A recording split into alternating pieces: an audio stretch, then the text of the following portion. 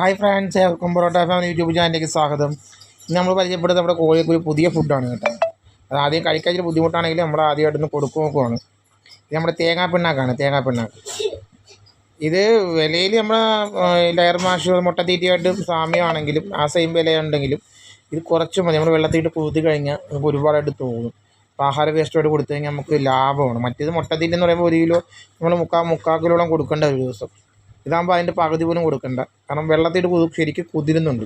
ഇതുണ്ടോ, കുറച്ചിട്ടപ്പോൾ തന്നെ ഇത്രയും കൊണ്ട് ഒരു നേരം കൊടുക്കാനുള്ള ക്വാണ്ടിറ്റി ഉണ്ട്. ഇതിലേക്ക് ചോളത്തവിടോ അല്ലെങ്കിൽ നമ്മൾ ഗോതമ്പ് തവിടോ ആഹാര വേസ്റ്റും കൊടുക്കുമ്പോൾ തന്നെ നമുക്ക് കോഴികൾക്ക് ആവശ്യമായിട്ട് കൊടുക്കാൻ പറ്റും. കണ്ടോ, നല്ല രീതിയിൽ ഇത് ഇതിനകത്ത് വെള്ളം നമുക്ക് ഗ്രോയിഫ്ലെക്സും വെള്ളം കൂടെ മിക്സ് ചെയ്ത് ഒഴിച്ച് കൊടുത്താൽ അതിനകത്ത് ഒബ്സർവ് ചെയ്യുന്നുള്ളൂ. അപ്പോൾ ഇത് കഴിക്കുമ്പോൾ അതിൻ്റെ ഉള്ളിൽ പൊക്കോളും, നല്ല രീതിയിൽ പൊക്കോളും.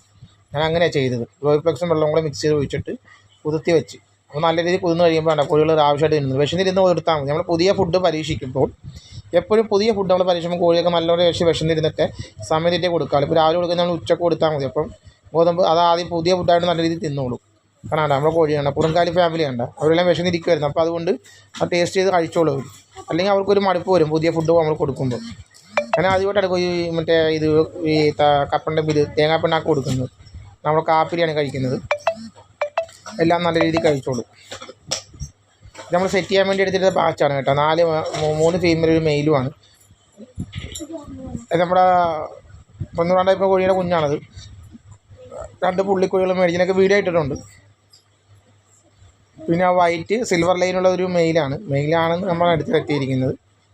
അപ്പോൾ അങ്ങനെ നമ്മൾ സെറ്റ് ചെയ്തിരിക്കുകയാണ്. ഇതേപോലെ തന്നെ നമ്മുടെ മുട്ടയിടാറായ ഒരു സെറ്റാണ്. നമ്മുടെ കിളിമത്ത് ഫീമെയിൽ ഒരു ബ്ലാക്ക് ആൻഡ് വൈറ്റ് നെക്ക്, നമ്മുടെ മറ്റേ ഈ കരിയിലപ്പട റെഡ് ആൻഡ് വൈറ്റ് പൂവ്. ഇത് 3 പെറ സെറ്റ് ചെയ്യാം. നമ്മൾ കൂടുതൽ സെറ്റ് ചെയ്തിട്ട് എല്ലാം സെറ്റാക്കി ഇടാൻ വേണ്ടി. ഇതും അതേപോലെ നമ്മൾ അടുത്ത് സെറ്റ് ചെയ്യാൻ വേണ്ടി എടുത്ത ബാച്ചാണ്. കഴിഞ്ഞ ബാച്ചിലെ കുഞ്ഞുങ്ങളാണ്. ബ്ലാക്ക് ആൻഡ് വൈറ്റ് കുറുങ്കാലിയാണ്. പിന്നെ നെക്ക് നമ്മുടെ ഓറഞ്ച് പുള്ളിയുണ്ട്. പിന്നെ നമ്മുടെ ചാരപ്പുള്ളിയുണ്ട്.